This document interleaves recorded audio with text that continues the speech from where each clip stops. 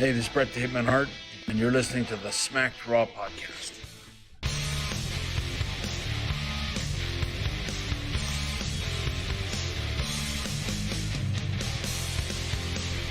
Watch. Okay, well, has this always been a thing? Where have I been?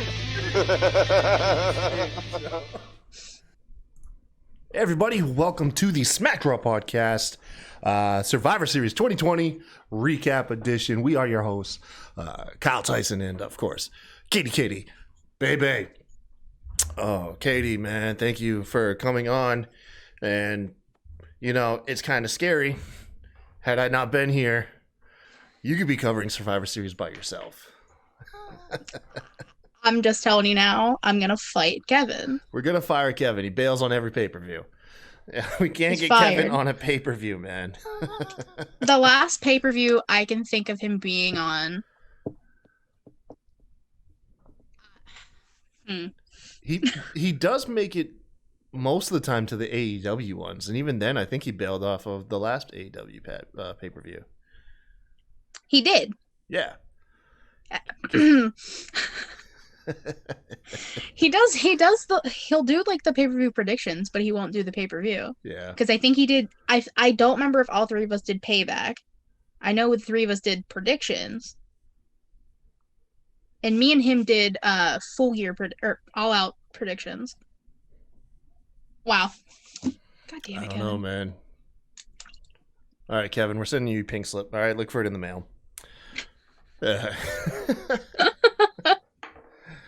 Hey, really quick, I just want to address this, man. I really want to thank everybody that's reached out to me these last couple days. I recently lost a close family member. It's been some tough times. I spent some time with my cousin Tony yesterday, which was really nice. But I just want to say thank you to everybody for the warm, just the warm messages and kind words that we were receiving. It's much appreciated. And honestly, as tough as it is for me to deal with, my cousin Ryan left behind 4 kids and obviously in a grieving mom.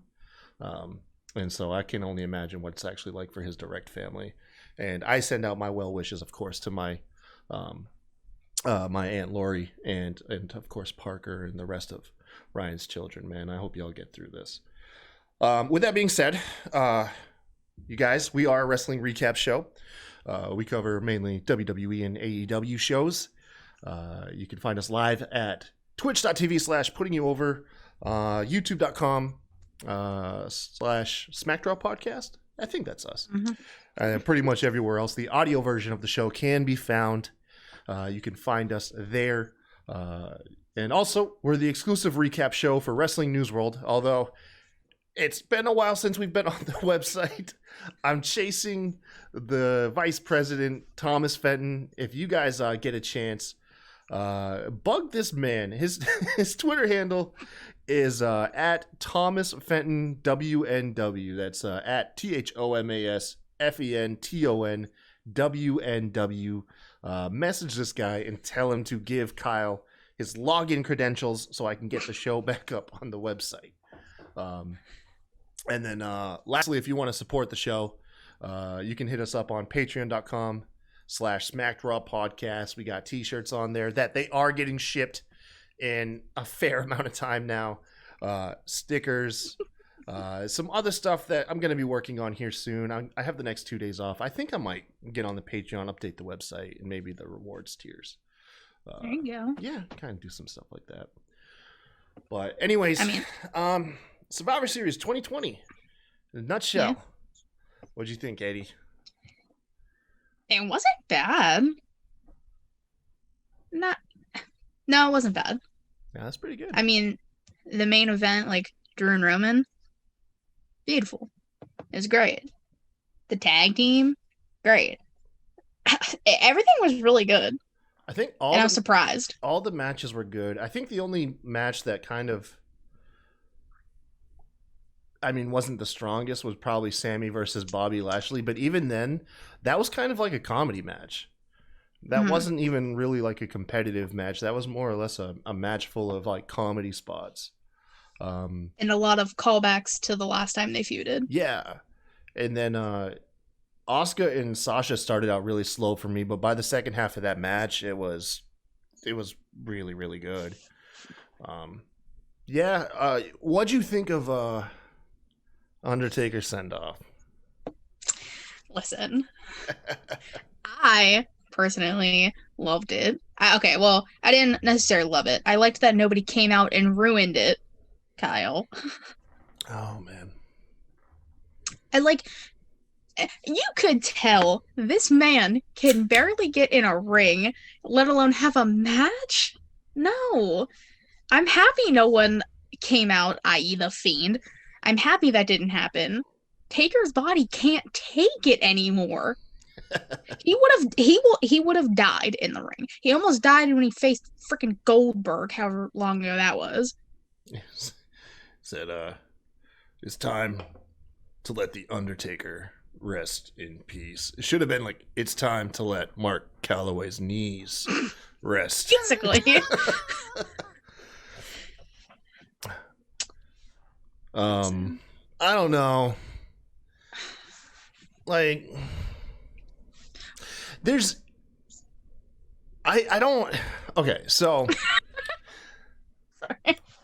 part of me wants to just be mean and tear it apart and say it was lame, and I wanted the Fiend to come out and squash him or murder him. But it was done, for one, let's just say this is the third official retirement of The Undertaker, like public retirement. You had Undertaker versus Roman Reigns, the in-ring send-off. OG SmackDown podcast host Rob Roode still goes back and gets pissed off because that match made him cry, and he felt like that should have been the final send-off. And then you give us a multi-part documentary which caps off with his official retirement announcement. Also, by the way, mentions that he's done with the dead man gimmick, and we weren't going to see that as much anymore as the badass Taker, which that was instantly refuted. Although that's honestly just a minor gripe.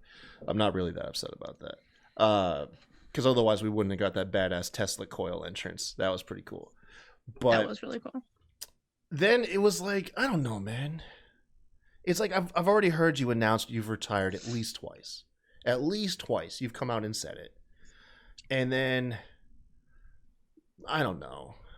Like, I don't hate the segment. I think the segment was well done. But it's like, if you were going to do this, why not wait till you have fans? Like, why not hold out till Royal Rumble or something when you know you're going to have some capacity of fans available to do this? Because I'm telling you, I don't know if I stand alone with this. I can deal with the piped in crowd noise. In fact, I think that enhances a lot of stuff. Piped in chants, though, I don't know why that it just irks me. Like, anytime I hear the piped in chants, like it's I don't know what it is about it, but it really fucking throws me off, man. I mean, like I said in the chat, like you could have had every person who was backstage come out. They could have been your audience. They could have been fucking druids, man. Could have made Rikishi a druid. Like, I'm telling you. They has a druid. Yeah. I mean, granted, now that it played out the way it was obviously pretty heartfelt. You had a throwback to a ton of Undertaker's biggest rivals and people that he's interacted with over the years. The behind the scenes, the Bone Street crew, I think it is. Yeah, something like that. Yeah, I have it written down here.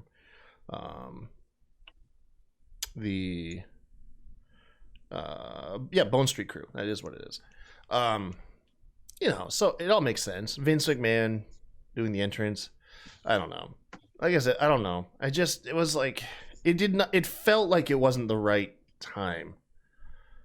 But it is what it is. I know a lot of people enjoyed it, and I'm happy for them. I personally was kind of over it halfway through. I'm not gonna lie. The only thing that I didn't like about it was you brought out all of these legends. You have them just interact with each other, play a very good video package for The Undertaker.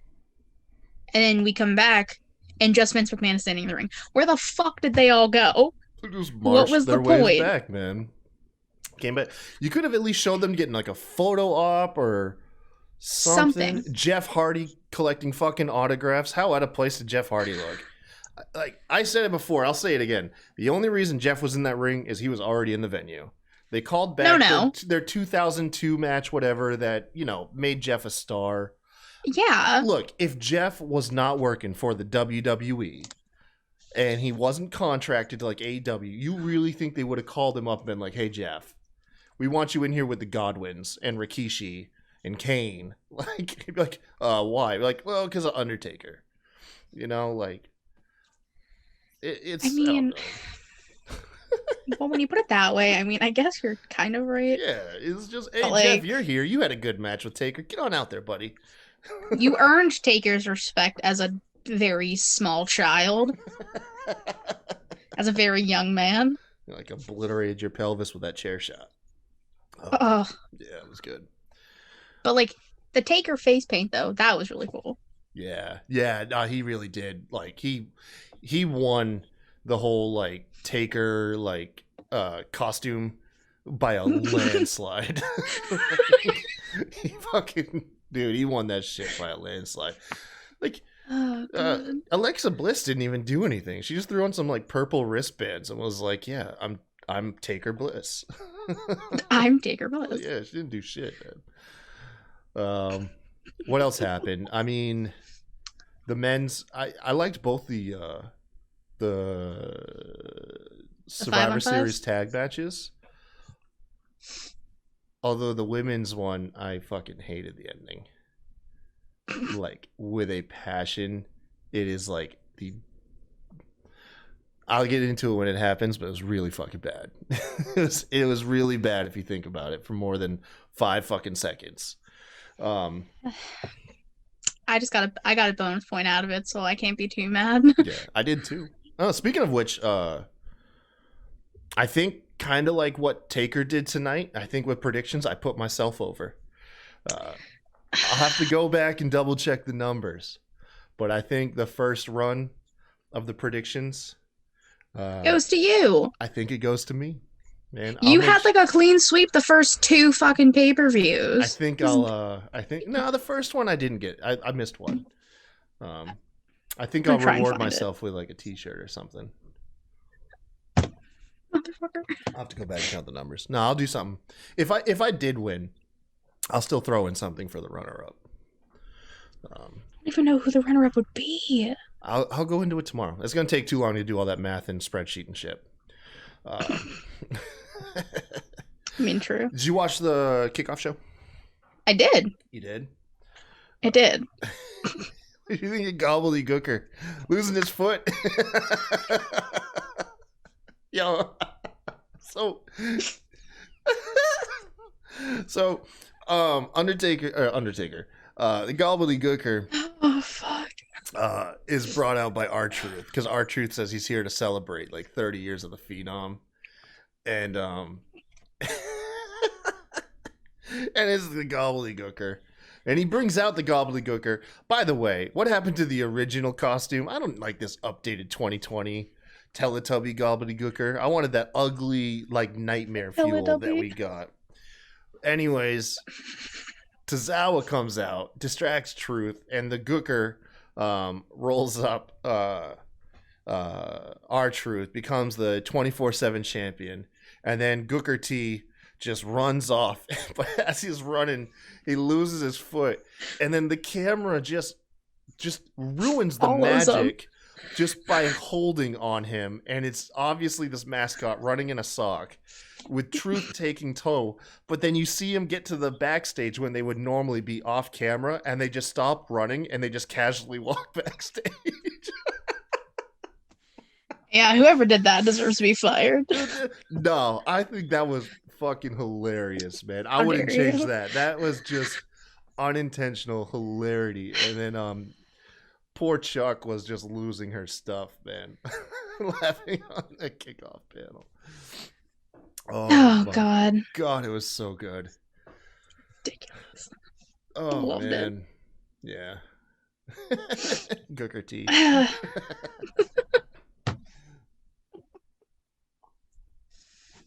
Oh man, what do you think of the battle royal? Where the fuck was Biggie? Where was Big E? Is right, man. Like, you really couldn't have had him in there because later he just comes out with New Day and then leaves. He did nothing. He didn't even stay ringside. No, you're right. He didn't, man. Do you think him being Pissed. on the kickoff show would have just hurt him? Like, even if No. he won it, do you think it would have been like, oh, that's what he's reduced to, is kickoff show wins? No. No? I mean, even them, like, when he was still, like, fully with the New Day, you know how many times the tag teams were on the kickoff? I would say it's, True, like, that's true. basically the same thing. They proved themselves that they don't deserve to be on the kickoff. If he would have won the Battle Royal, he proves he doesn't deserve to be on the kickoff. Where do you think Aleister Black is? Being punished because everything was Zelina. Also, why he was not in the Battle Royal. Yeah. Yeah, that's right, man. The Battle Royal, it was. I will say one thing. I think they booked it pretty well. So it's your standard run of the mill Battle Royal, but the Final Four, that's where Battle Royals really shine. Royal Rumbles and Battle Royals is the Final Four. And it came down to Dominic Mysterio and Chad Gable, along with The Miz and Jeff Hardy. Jeff Hardy. Thank you. For some reason I didn't have him written down. Dominic got a lot of offense in, and the kid shined, man. Him and Gable. Gable. Oh my gosh, Amazing. man. Give those guys a nice series against each other, and just let them go. Like, let them. I don't even care. You put them on the kickoff show. Give them something where they can shine. Dominic looked legit in there. Like, I think tonight he looked like a legit superstar. Didn't look like Ray's son. You know, they eliminated Ray nice and early, so you didn't have to relate them together the whole time. And yeah, it was. I thought it was great, man. It was fantastic, and then the finish was pretty cool because Dominic. So the Miz, you see the Miz get tossed over the top ropes, right? He fights off Dominic, and then Dominic kicks him. Basement drop kicks him out, right? And it looks like he's eliminated. Dominic and Gable go back and forth forever. Jeff's already eliminated. Dominic eliminates Gable. Looks like he wins the whole thing. And then Miz tosses him over. And everybody's scratching their head. Like, how the hell we watched Miz get eliminated? It wasn't like one of those cases where he was tossed through the middle ropes and you forgot about him. Then they showed the replay. And this was clever as shit. When Dominic ran to the ropes that were on the opposite side of the ring, the Miz rolled under the bottom rope by like 2 inches. And it was just enough for him to be considered back in the match. And he was kicked out, so he was never eliminated. Because at that point, he was tossed through the bottom rope. Very clever finish. Don't know why the Miz needed it. He's already got the money in the bank, you know? But he didn't. No? Which is why Big E should have won. Big E should have been in it, and he should have fucking won. Yeah, he should have. I'm not getting over it. That sweet Gears of War costume they got, man. Yeah, but no, fucking whatever. I'm not mad. Yeah. What'd you think of the men's Survivor Series team, or Survivor Series match? Excuse me. I'm gonna be honest. I didn't expect a clean sweep at all. I told you if they got on the same page, like, nobody would have a chance. Look I at really wanted like an implosion. Look at the people you had in there. Like, I know. That's a team of like 5 future Hall of Famers. For sure. As long as Keith Lee doesn't get injured too early and is not like booked to shit, Keith Lee is definitely championship material and probably will have a long career. Mm-hmm. Other than that, AJ, Hall of Famer. Sheamus, clearly. Hall of Famer. Mm-hmm. If Braun keeps up his career, you know, he'll be fine. And then, Matt Riddle. I guess Riddle. I forgot he was on the team. We'll see with Riddle. We'll see with him. And then like I said, Keith Lee, man. Keith Lee got his music. Lee's back. new theme. Got his new theme, man. Way better than that garbage they were playing. It's no bask in his glory, but it's pretty damn good. Yeah, I liked it. I thought it was pretty good. I'm pretty sure the internet's just like, thank fucking God. Yeah. Everyone on Twitter's like, finally. Just let the man take his shirt off now. Honestly. How can we bask in his glory if you're hiding all of it, man? Come on now. You're not wrong. You're not wrong. Loyalty Jay's in the chat. You see that? Yeah, I see that. Jay, you're on timeout, bro. Kick me out of my own group chat. We'll see. I might let you in at the end of the show. I might let you in tomorrow. I might just wish you well on your future endeavors. We'll find out. Oh my God. Nah, I'm just playing, man. You'll get back in after the show. Yeah, man. Clean sweep though. You had so Seth Rollins on Team SmackDown was the first one eliminated. He asked to be tagged in by Kevin Owens, who reluctantly tagged him in. He just stares off into outer space. Commentary like bills him like he's in a trance. Turns to his team. The moment he turned to his team, I knew what was up. He's like, for the greater good. He then presents himself to Sheamus, gets on his knees, and I was like, bro, there's many easier ways to do this. You could just lay down. But and then Sheamus kicks his face off. He sacrifices himself, for the greater good or to be a martyr. And that was it. He was the first one out eliminated. All right, I love that before Riddle got drafted to Raw, Seth has been adamant. He's like, I don't want to be in the ring with Riddle. And then that happens. And he was never in the ring with Riddle. Yeah, it's true. It's very true. At some point, they're going to have to put them together. They're on different shows. They don't have to. At some point, man, you're going to have to. Nah. The teams all kind of regroup. Like SmackDown regroups outside the ring. Raw is all like kind of bickering until Braun's like, we have to get on the same page. And then Braun proceeds to do his like Strowman Express and run over the entire SmackDown team. Did not see that coming. I didn't either. That's pretty vicious. I was like, oh my God, he murdered the team. Yeah, he did. We saw Otis and Keith Lee have a pretty good face-off. Kevin Owens started dishing out some stunners before AJ gave him the phenomenal forearm. Kevin Owens was eliminated at that point. Corbin came in, did his thing. However, Riddle was able to hit him with the floating bro. Corbin's out. I missed Otis's elimination. It was a running power slam by Braun. Okay. I was just getting home and letting the kids in.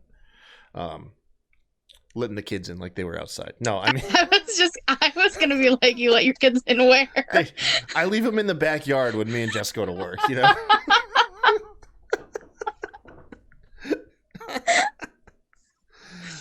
Oh, God. Yeah, man, I say things weird, man. Yeah, you do. That's okay. Anyways, yeah, Otis is eliminated. Jay's the last remaining SmackDown team, and he goes for a splash onto, I don't remember who, like Riddle or somebody, but AJ. New Day. What? I said AJ. I said the New Day. I was like, what the fuck? Nope. Anyways. Yeah, but he didn't see that Keith Lee had blind tagged himself in, caught him midair, gave him the spirit bomb. Bonus point for me. Because not only did I call Raw winning, I called Keith Lee getting that pin too. And Raw, clean sweep. And I promise you, will not be addressed on SmackDown. Won't do it. Are you okay with the clean sweep? I am. I feel like it's been a while since they've done that. Right? I mean, just Vince can't help himself. If he can't have Raw clean sweep all of Survivor Series, he's got to have the match clean sweep. You know what I mean? Like, yeah. No, that's exactly what it is. Obsessed with Raw being number one in something. when in all reality, out of the 3 shows Oh, WWE SmackDown. has, SmackDown. Raw is the bottom. Yeah, it's the bottom. Raw is the C show. I feel like you can debate between NXT and SmackDown. Recently, though, Raw C. Yeah.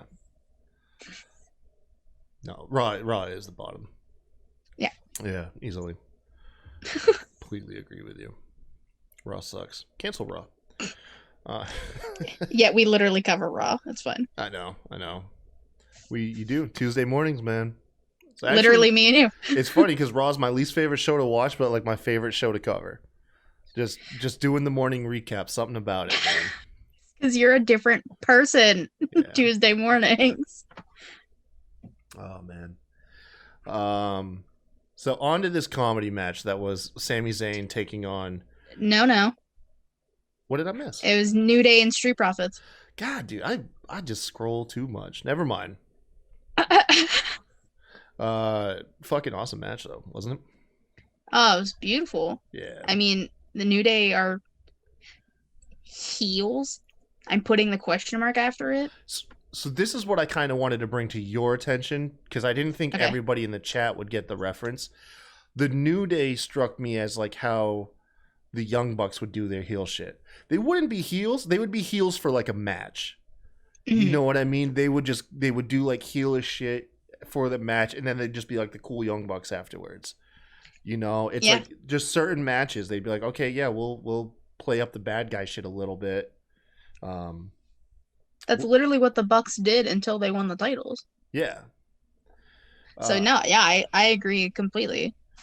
But it was just between the bells. Had once before the bell, after the bells, New Day clean baby faces. But in between the bells, the New Day was just unexplainably like cocky and taunting, which is not so much been their thing for a long time. But yeah, I knew the second Xavier was like yelling at commentary, like watch them get this beat down, this New Day beat down. I was like, oh yeah, Street Profits are definitely winning this shit. Mm-hmm. Yeah. It was cool though. Before the match, New Day came out in this badass Gears of War gear, plugging their DLC for Gears. Bro, you just need to make that their permanent walkout gear. That shit was so fucking well done. It really man. needs to be. Yo, it was really good. It's awesome. And then Street Profits, Montez had a badass like freestyle before their entrance. Like he was fired the fuck up, man.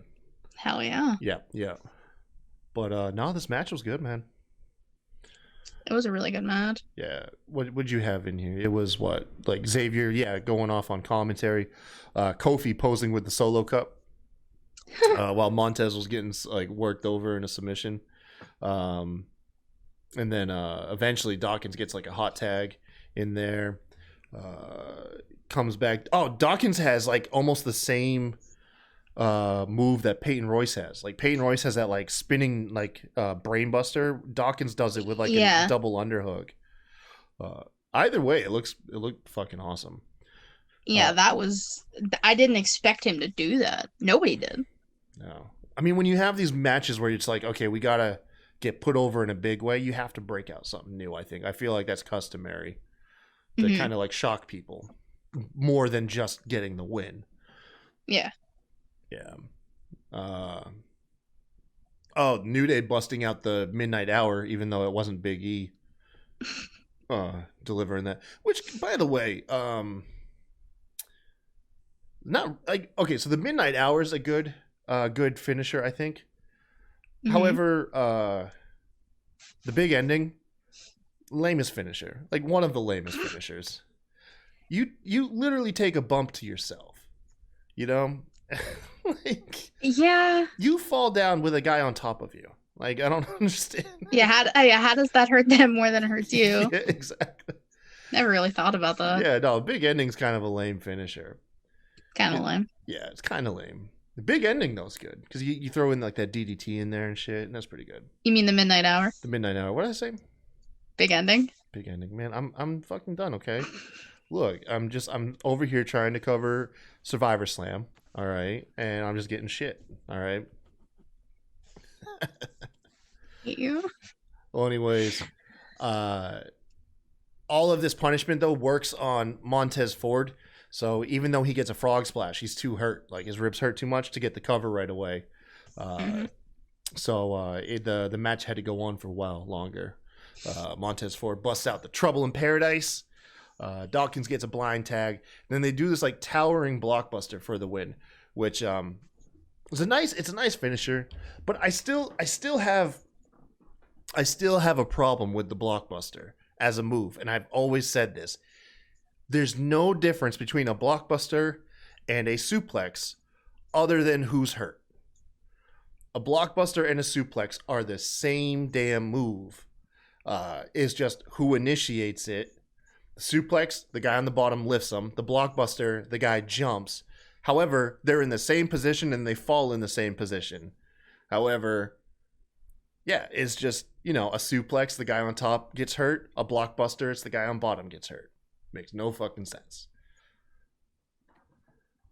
I'm telling you, man. Jesus. I mean, yeah. Wow. What the hell? I take wrestling too seriously. I'm sorry. Like, I really That's do. okay. I do. That's okay. Yeah. I don't know. I think some people would argue a blockbuster is more like a neck breaker, but I'm like, man, I don't know. It's like, it's a suplex. If you freeze frame that towering blockbuster and you were like, hey, what move is being delivered? You're going to think it's a superplex. You're not going to be like, oh, it's a blockbuster. It's the same fucking move. It really kind of is. Yeah. Anyways. Street Profits win. Anyways. Yeah, they win. Everybody shakes hands. It was all fun. Yeah. All right, what happened next? Next was Sami Zayn versus Bobby Lashley. Yeah. That's pretty lame. Yeah. It wasn't that good. Which is sad because Sami Zayn has been saying, like, nobody shows him respect as champion. And, like, even Bobby Lashley, like, they both were tweeting. They weren't even on the shirt. They were like, listen, as much as I don't like you, we got to prove that we need to be on the shirt. I mean, they definitely didn't prove it, but... You mean on the show? Well, yeah, on the show, they had to prove they had to be on the show. No, on the shirt. On the shirt? That, like, there was a Survivor Series shirt, and it had, like, Roman and Drew, Sasha. Oh, but it didn't include them. It didn't include them. That's it included. Shady. I know. Sami Zayn tweeted about it. Bobby Lashley, like, tweeted about it too. He was like, listen, I don't like you, Sammy, but we got to prove that we need to be on the shirt. We got to get some respect. Yeah, that didn't happen. It didn't happen. It didn't happen at all. It was a comedy match. I mean, Zayn kept trying to foil. I mean, I thought it was humorous. Like, I liked... I would have liked Sami Zayn to do more, but, what, he was trying to go... he faked vertigo from that. It was a callback to like one of their first matches where Bobby Lashley held him in a vertical suplex for too long. Mm-hmm. And then when that didn't work, he tried to get the Hurt Business to attack him. Then he failed to remove the turnbuckle, which I loved, by the way, that he just stared at Shelton Benjamin while Shelton Benjamin just reattached. Like, I thought that was it was a good image. And then his whole like fake tripping over MVP. By that point, nothing worked, and he finally was found. Like, he was in the Hurt Lock. He was tapped out. But yeah, I mean, it was. I mean, you can't give everybody a 5-star match. I mean, obviously these guys needed to have a short match so Undertaker could have like a 35-minute fucking ceremony. Fuck out of here! But you're not wrong. I'm just saying, man. You're not wrong. Didn't you say like the entrance of like all the legends was like longer than their match? I'm telling you, it was just the entrance of all of the legends. Yeah, just the combined entrances lasted longer than that. I'm gonna do the math after the show and I'll tweet it if I'm right. If I'm wrong, you'll never hear from it again. But or I'll make some caveat. I'll be like, and if you include the video package, if you include that video package.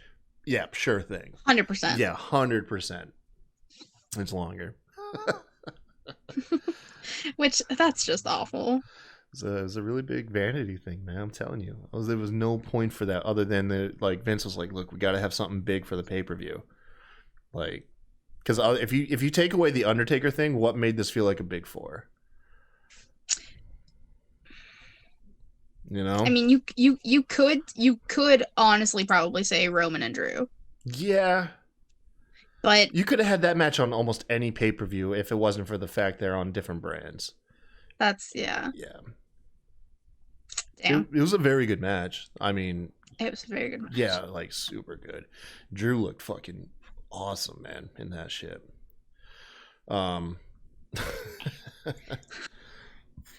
Just backstage, Roman kicking Jimmy out and Jay out of the fucking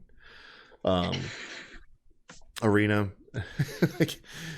Roman's like chastising Jey Uso backstage while Jimmy's watching, and Jimmy's like, "We don't need to take this, Jay. Let's go." And Roman's like, "Nah, bitch, you can go. Jay stays here." And then afterwards, after Jimmy leaves, he's like, "You know what? Actually, yeah, fuck you. You can leave too." He's like, "But not because basically Jimmy told you to, because I'm telling you to leave." That's essentially what happened. It's literally what happened. It's literally what happened, man. Ridiculous. Oh man, it was funny, but it plays into like the main event, you know, because you're led to believe Jey Uso's not in the building anymore. Yeah. You see the elite WWE elite figures? No, I mean I'm not surprised, but I wasn't really paying attention. Oh no, they just showed an ad for their like elite series figures. The facial captures, man, the action figures look like just like the wrestlers, like photo realistic. Yeah, it was actually pretty nuts. I'll have to look. Yeah, I'll send I know Rob will definitely pick up a couple of those. Rob loves collecting wrestling figures. I thought there was, although I believe the Elite series has been around forever. I thought so. Yeah. Because if this is like Elite Series like 5, then yeah, it just kind of struck me, you know, because obviously AEW made a big deal of releasing their figures not too long ago. I know this isn't a direct shot, but that's all I could think about. That's all I could like compare it to. I was like, damn, man. I was like, but these look really fucking good too. Anyways, I'll take your word for it. Yeah. Go ahead with what Asuka took on Sasha. Yeah, well, I mean, I don't have a lot of notes for this because I was not necessarily fully watching this match. Yeah, neither was I until the finish. I know I was watching, but I wasn't like listening, so that means I wasn't paying attention. I hope Kyle doesn't have me cover this match. I should have known you were going to too. This is like the one I have like nothing for. Fuck.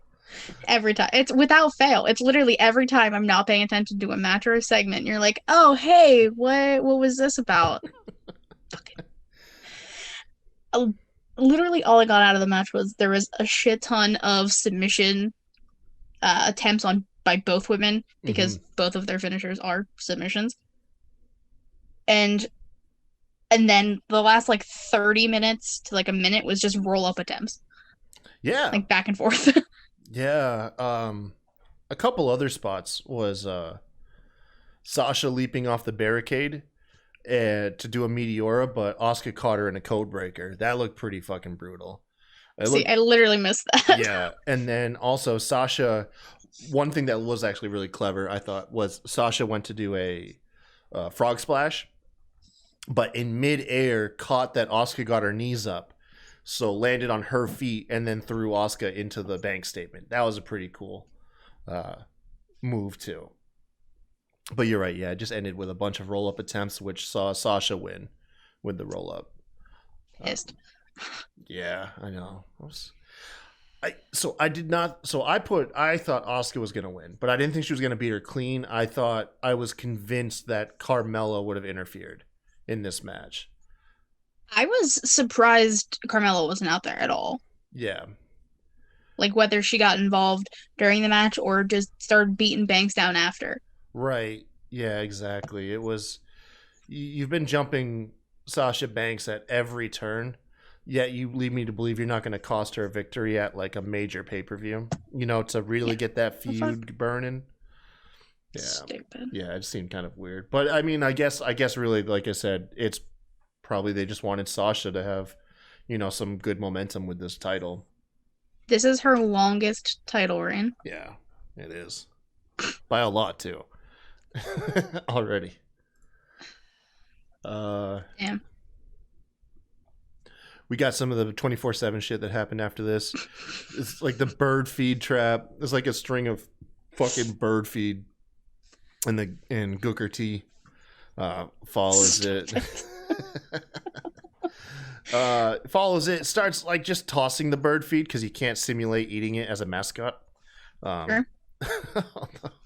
I would have just liked to heard like whoever's playing the mascot just throwing bird feed into his face. It's like, ah. But anyways, Tozawa rolls up the gobbledygooker, and then he promptly gets smashed by a bag of bird feed by R-Truth, and R-Truth leaves with the 24/7 title. I'm gonna have on these pay-per-views going forward, bonus points is gonna be how many title changes do we get with the 24/7 title, and then if you guess it correctly, you get a point for every change. So if there was 3 tonight and you guessed 3, that would have been 3 points. Yeah, we're doing it now. That'd be pretty neat. Yeah, I'm gonna do that for the predictions. Yeah, we're doing it. Okay. All right. So I'm gonna let you, if you have the notes for it, I'm gonna let you cover this the women's Survivor Series match, and then we'll tear that fucking ending to shreds. That's literally why you want me to talk about it, so then you can rip it to shreds. Man, no, because otherwise I'm gonna run it down play by play, and then I'm gonna hog the airtime with my feelings. So I'd rather not do both segments. I mean, I just have basically how everyone was eliminated and important things. So like before the match, the women for Raw are talking. They're like, "Do not let Lana tag in. She's not to be tagged in," which, disrespectful. Lana's doing her best. You put her through a table 9 times. She's doing her best. Which they showed the replays for. Yeah. Like that poor woman, I swear to God. So towards the beginning of the match, she ends up tagging herself in. And then she gets tagged out, and they make her stand on the steps. They bullied her to tears. I do want to say this: her and Natalya had really good chemistry. Like Lana showed off. Like rumors have been that Lana's been busting her ass behind the scenes for like a year or 2 now, and she's been primarily working with Natty. And I think you saw that, like while they were in the ring together, she did do really good. Until they bullied her, made her tag out, or they forced. I think like all of them tagged her. Yeah, everyone was just like, "No, go stand on the steps." Poor girl was in tears. It was awful. Fucking assholes. Peyton and Bailey are going at it. They hit a freaking superplex off the top into the rest of the women. Nobody catches Bailey, by the way.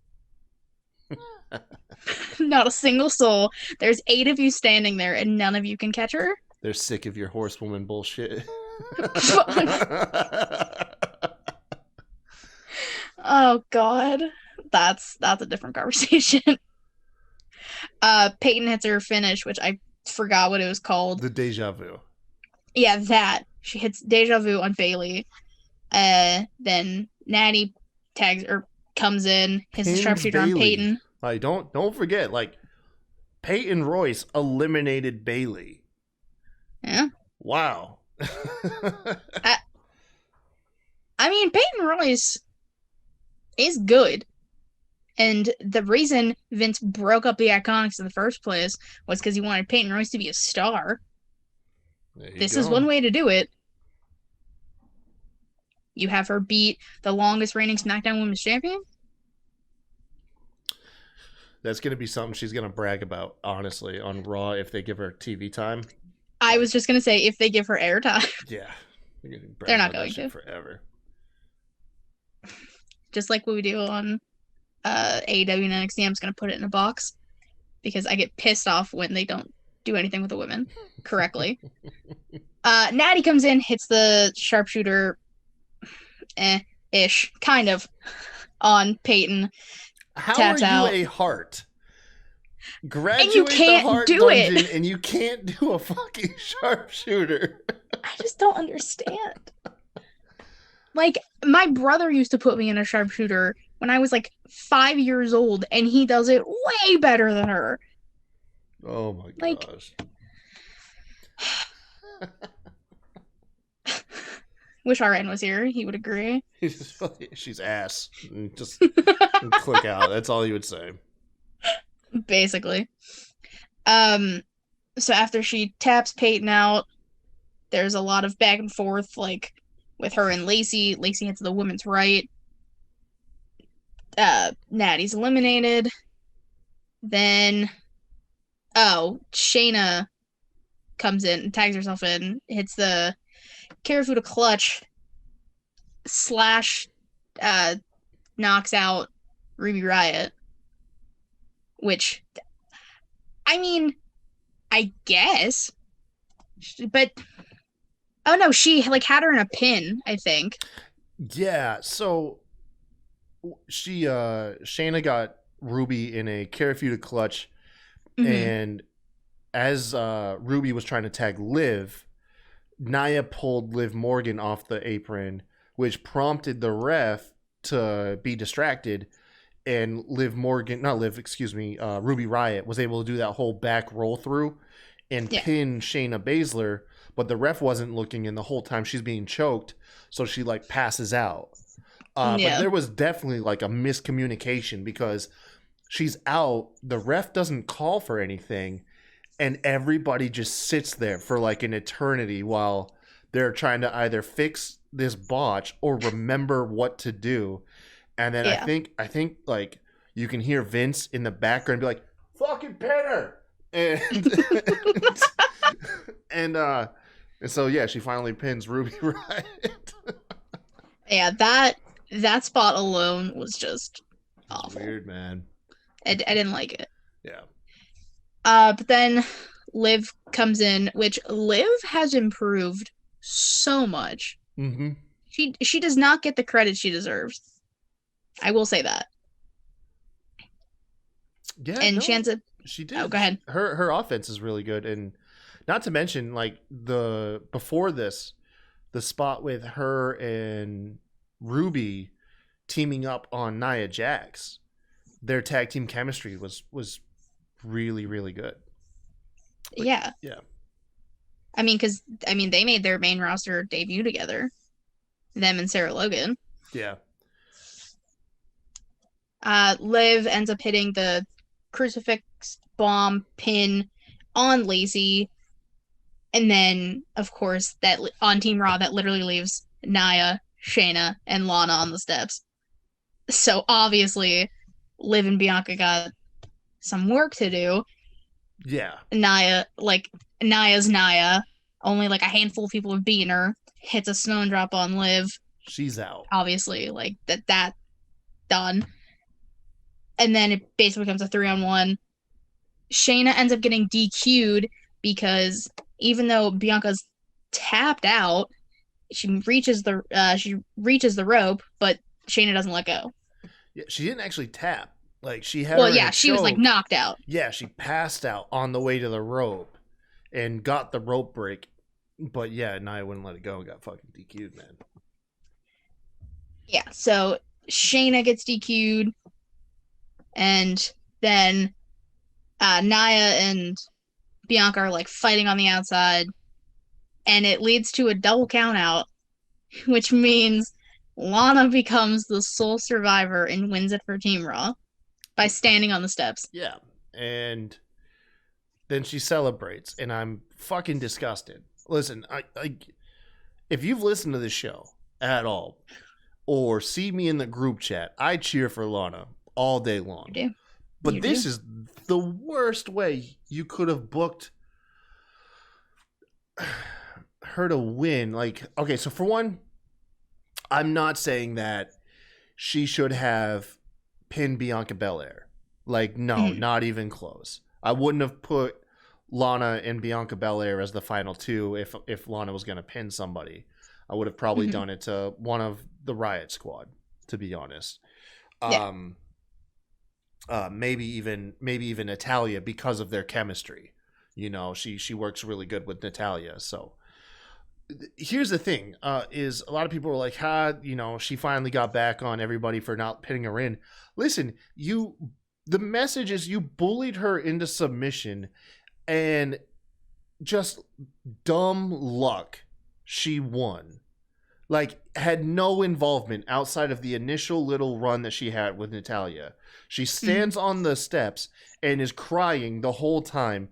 And this is somehow a feel good story because the two of the final three competitors got themselves eliminated, while she stood and did nothing. Like, it didn't showcase any grit, any comeback, any standing up to your bullies. It showcased none of that. It just showcased you were bullied, you succumbed to the bullying, and you just luck the fuck out. Like, a win fell on your lap. Like, how is that? How does that, like, justify? Like, how are we supposed to, like, go, Lana, way to go, you did it? Like, is that the big payoff to the 9 out of 10 weeks of Samoan drops through the fucking table? Is she just, because of dumb luck, she won? I don't know, man. Like, No, she like I had Lana being the sole survivor, thinking she would end up tagging herself in the match, or ended up being just like the last person on Team Raw, and doing some shit. This was awful. I hated this. Yeah, and they played it up like, ha, Shayna and Naya, look at you guys. You said don't tag her in, and you guys are eliminated, and she outlasted you. It's like, dude, she didn't fucking do anything to outlast them. It was a dumb, She dumb. stood there. It was Shayna got herself DQ'd. Yeah, and Hmm. Bianca and Naya got a double count out. She stood there the whole time, and that's supposed to be the feel good story. I really hoped Lana somehow gets her comeuppance beyond this. I really don't. If this is just like the end of this little story, like, it's gonna be fucked up. Because how do you earn anybody's respect? That's Lana's whole thing, is she just wants the respect of her peers. She wants Yeah. people to acknowledge that she belongs in the women's division and can hang Hmm. with the division. She's not out there trying to prove that she's the best. She just wants people to believe that she belongs. And you think her standing on the steps, that's going to earn the respect of your peers? That is by far easily the worst fucking thing. Um, and like I said, I tried to discuss it with Steven from Wrestling News World, and he was on the opposite side. He was like, "No, this is Naya and Shayna's actions coming back to bite them." I'm like, No, it's not. "Yeah." I mean, it kind of did. It is kind of their I actions mean, coming back to bite them, but it does nothing for Lana's character, which is yeah. who this should have been about. You know, If she goes through a table tomorrow, I'm gonna be she is. pissed. She's going through a table And like tomorrow. it's ridiculous. Yeah, Like at this point, I feel awful for Lana. it's fucking, like I said, the booking is clever. I will give it that. Hmm. It's clever, and it is a believable way for Lana to be the sole survivor for her team. In regards to Lana's character specifically, it did nothing for it. If Hmm. anything, it made her look dumb celebrating in the ring just because she had nothing to be proud of. Like, she had Yeah. nothing to be proud of other than, like, yeah, you were the sole survivor. Good for you, and that's fine. But it's like, you don't have a leg to stand on boasting that you did anything, you know. Yeah. And that's what sucks, because I want Lana to succeed, man. I really want good things for her. Like, she won me over, man. Like, I went from my whole thing went from literally, great, you paired Lana and Natalia up so we don't have to deal with them individually. You can get them out of the way in one segment, to, like, I'm now cheering fucking Lana on, and kind of want to see her in matches with Natalia because I think it showcases her skills good, which is a huge step. Yeah. I was like, that was like towards the beginning of me starting the show Yeah, when man. you were like, ah, Lana and Natty are in the same segment. Perfect. Less shitty things we have to deal with. And here we are 4 months later, you're cheering Lana. I am. I am. What a turn of events. I'm telling you. Never say never. All right. uh, fucking solid main event, man. Roman and Drew. Amazing main event. Dude, these boys, they have chemistry. They really have good These chemistry. men. These are men. I like Kenny for your thoughts. He said, what did he say? He said, a shirtless Roman Reigns taking on a shirtless Drew McIntyre is like the true test of my heterosexuality. I liked that tweet because it was hysterical. Nah, it's two good looking guys. Fucking, they're both chiseled from the fucking gods, man. But besides that, this is like one of my favorite types of matches. This is like a modern spin on how they used to book the championship matches back in like the Attitude Era, where they like overbooked them and there's like a lot of this and that, ref bumps, interferences and shit. Loved it. Usually the Attitude Era, what people forget is the in-ring quality wasn't always the best. Whereas these guys, oh man, it was like two semi trucks fucking just clashing. It really was. It was good, man. It was really really good. You had the start was kind of slow. I was kind of nervous. You kind of had Roman Reigns playing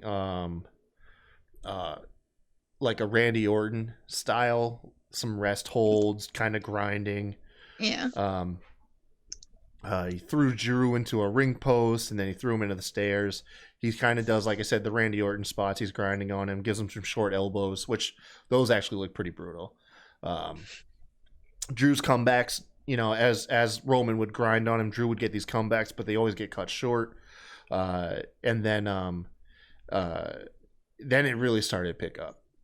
Roman goes for a Superman punch, or hits him with a Superman punch. However, Drew's able to counter the guillotine afterwards. Drew's tossed back into the ring post. Drew, at this point, this was like the first big like oh shit moment. Drew rolled through a spear. Like Roman speared him, and Drew completely went with the momentum, rolled through, and put Roman in a Kimura. And I was like, yes, because this was the first sign of like that whole thing where like Roman, don't underestimate him. Like Drew's not going to get squashed. You know, it's not going to be one of those just like Superman punch, spear, Roman wins type deals. Yeah. However, there's a rope break, and then the shit goes outside, and this is where it got real. Roman Samoa dropped Drew through a table, speared him through the barricade. Drew still managed to kick out, and then he speared him again and kicked out. And I forget who said this, but they said not even prime John Cena would have been kicking out at this point. Which it was Jay. It was Jay? Yeah. Fuck, I just gave him a shout out. God damn it.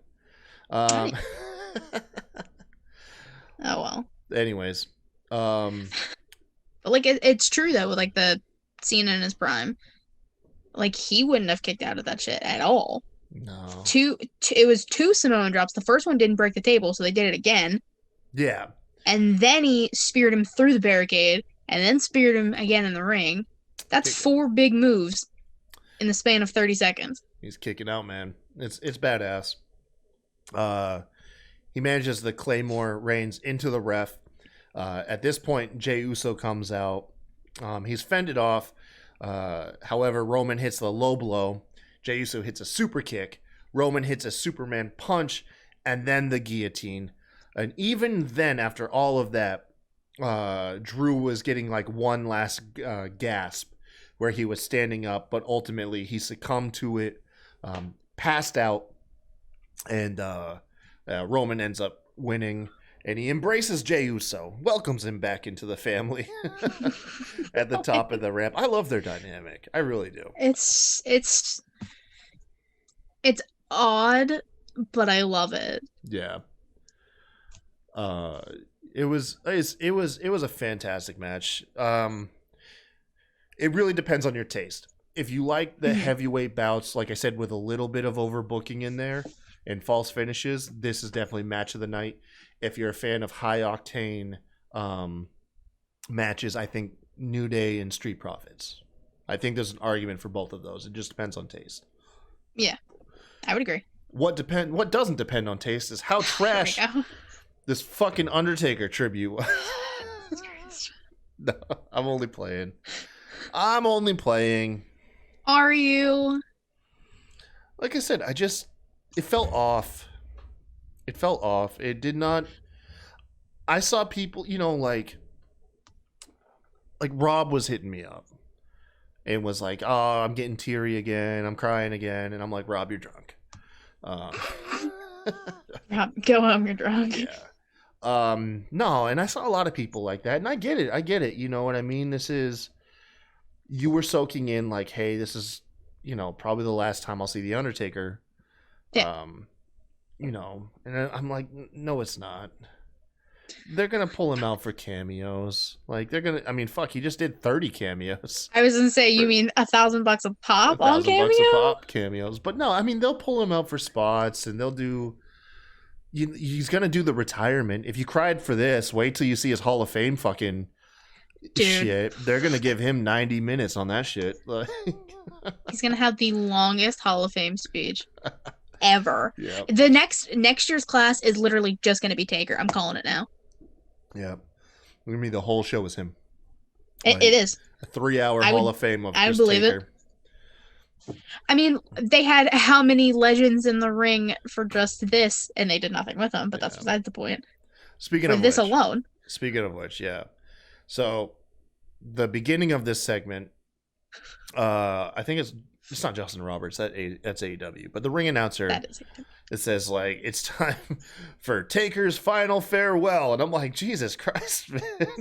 He's announcing it like it's a match, and then they start welcoming like legends and other people that have relationships to Undertaker one way or another. So, running through this in chronological order: Shane McMahon, Big Show, JBL, Jeff Hardy, Mick Foley, The Godfather, The Godwins with Midian from the Ministry of Darkness.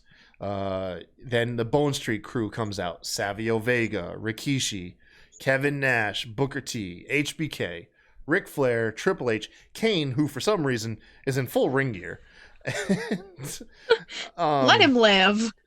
And then the only person really I think missing from this, that's not The Rock, is Yokozuna. Yokozuna was a big part of the Bone Street crew. They mentioned that on commentary. Yeah, exactly. And all of these legends standing in a line in the ring. Jeff Hardy looks like a baby. Like, I think now, maybe like the Godwins are doing something on the independent scene. I don't know.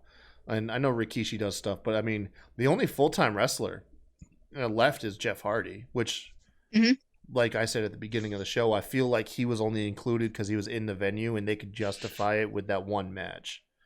But for the same reason they justified like Shane McMahon. Shane McMahon had the one Hell in a Cell match with Taker. Shane was in there just to get a McMahon on the screen. Let's be honest. Exactly.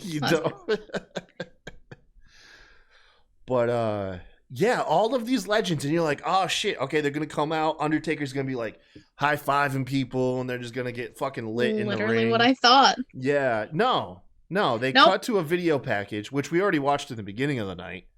We come back, and it's fucking Vince. Like, he's already come in the ring and fired everybody. And Vince delivers a fairly passionate monologue. He seems to get kind of choked up a little bit talking about Taker. He's losing his biggest money maker that he can milk money out of, but that's none of my business. Cow is milked fucking dry, Vince. None of my business. By the way, would you be interested in another Taker match? With his body now? No. No. I would rather not see him. What about a cinematic match? I was just gonna say the Boneyard match wasn't bad. if they could do something like that, I think we might have talked about this where like just have like a stunt double, or maybe I was watching something. I don't No, know, like we have a stunt double. that's definitely you and me. Yeah. That had to have been me. Yeah. Like just have like a stunt double in for him for the majority of it. I would be down for another cinematic match if they only utilized him for certain parts. Fuck it, man. They showed how good those holograms look. Have a hologram Taker out there wrestling. Now that'd be weird. No, that's too. We're not there yet. Just put on like all hologram matches. Like, Ew. Yeah, I would not like that. Anyways, Vince, one of the things he said is he says, they say nothing is forever. And he says, I disagree. And I'm like, of course you do disagree, Vince. But he says Taker's legacy is forever. During all of this, he name drops the eras that Taker was a part of. For the first time intentionally in, I can't remember since it was taken off, Vince name drops WWF. He even hesitates. He was like, WWF. And of course, WWE. Yeah. Drops an F and he's like, but WWE. Yeah, of course, WWE. You just had to pay like, $5,000 to World Wildlife Foundation. But then he announces the Undertaker. Undertaker has his entrance music played by Tesla Coils, which was pretty badass. I feel like you guys missed the boat and could have had that shit for fucking years. Would have been fantastic. They kind of dropped the ball with not having that before. Yeah, no, those Tesla coils fit the fucking vibe perfectly. It just makes sense. Yeah, no, that's damn. We should have had some more Tesla. Hey, listen. There's more wrestlers that you could use those Tesla coils for. Please don't throw them away just yet. Just put them in the props in the warehouse. We'll find someone else you can use them for. Who else could you use them for? Let's see. Now that you pose the question. Yeah, no. So you have what? You could use them for supernatural elements. You could use them for. You could do Aleister Black, but they don't like him anymore, so yeah, probably not. Aleister Black was like one of the first people I thought of too. You could say Fiend, but I don't know how well that would work. Yeah, I don't think that fits the Fiend's vibe. Fiend is everything, as far as the aesthetic, in audio aesthetic, he with a lot of low end and bass, between the metal music and Code Orange. Yeah, I don't think aesthetically it would fit with the Fiend as much. No one ever has really gotten the power of lightning other than the Undertaker. It's tough. I'm trying to think of some good music. I bet Shinsuke Nakamura's music would probably sound cool with some Tesla coils. Yeah, because of the high end violin. Yes. Yeah. All right. Yeah, Tesla there you go. They gotta keep them Shinsuke entrance. That's what I want. There we go. I want it. Anyways, then the Undertaker comes out. Classic gear, which, like I said, I had kind of a minor issue with because Taker said that he's kind of done with that, and we're gonna get Biker Taker, which I guess we all really knew that wasn't gonna be the case. Yeah. Super long entrance. I gotta tell you, man.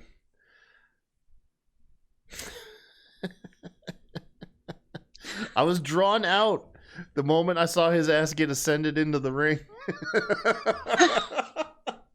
that's what I'm saying. You want this old man to have a match with the Fiend? He can't climb stairs. He can't. I literally said that. He can't even climb 4 steps. He had to take an elevator for a 2.5 foot. He had to take an elevator.